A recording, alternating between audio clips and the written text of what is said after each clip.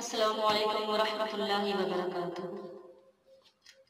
ناظرین، ہم آپ کے ساتھ ماہ رمضان مبارک کی برکتوں، عظمتوں اور رحمتوں کے حوالے سے خصوصی بات چیت کریں گے، جس میں آپ کے مسئلے مسائل، آپ کے سوال و جواب بھی ہوں گے۔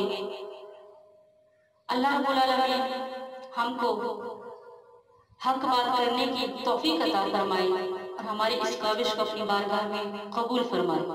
رب اشرح لی صدری ویسر لی امری واحلل عقدۃ من لسانی یفقہوا قولی۔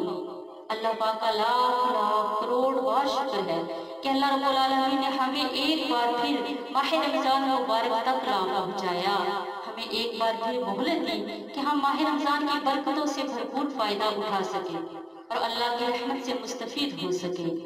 ہمارا رب، آپ کا رب، میرا نبی، آپ کا نبی، کل کائنات کا نبی ہم سے وعدہ کر رہا ہے کہ تم ایک سجدہ تراویح کا دو، اللہ تمہیں 1500 نیکی عطا فرمائے گا، اور صرف نیکی ہی نہیں، اس کے ساتھ جنت میں ایک گھر بھی بنائے گا جس کے 60,000 سونے چاندی کے دروازے ہوں گے۔ تو ہمیں کیا کرنا ہے؟ اس ماہ رمضان میں اپنے اللہ کو راضی کرنا ہے۔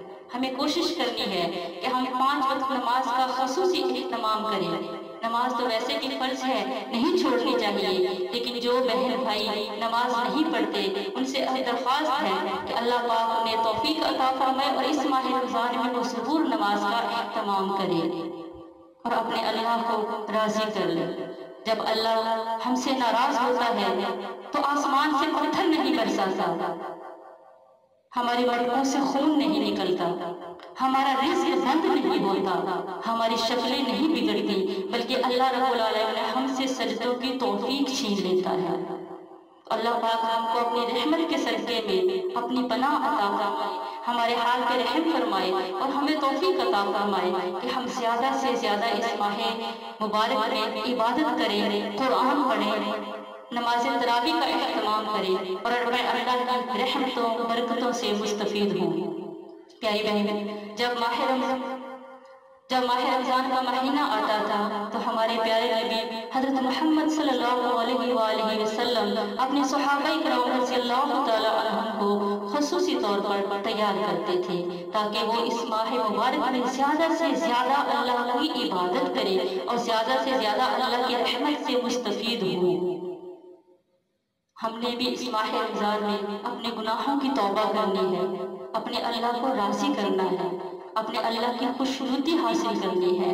ہم اپنے اللہ سے دعا کرتے ہیں کہ اے ہمارے پیارے رب، ہمیں ایسی عبادتیں، ایسی نمازیں پڑھنے کی توفیق عطا فرما جو تیری بارگاہ میں قبولیت والی ہو، پسندیدہ ہو۔ ہمیں ایسے روزے رکھنے کی توفیق عطا فرما جو تیری بارگاہ اعلیٰ میں قبولیت والی ہو۔ اللہ رب العالمین ہمیں دین اور دنیا کی بھلائیاں عطا فرمائے۔ اللہ پاک ہماری اس عاجزی کو اپنی بارگاہ میں قبول فرمائے اور ہمیں ماہ رمضان مبارک کی برکتیں، عظمتیں، فضیلتیں لوٹنے کی توفیق عطا فرمائے۔ آج کا پروگرام اتنا ہی ناظرین، کل انشاءاللہ ہم آپ کے لیے ایک اور خصوصی پروگرام لے کر آئیں گے جس میں ماہ رمضان مبارک کے حوالے سے خصوصی بات چیت ہوگی۔ وآخر دعوانا الحمدللہ رب العالمین۔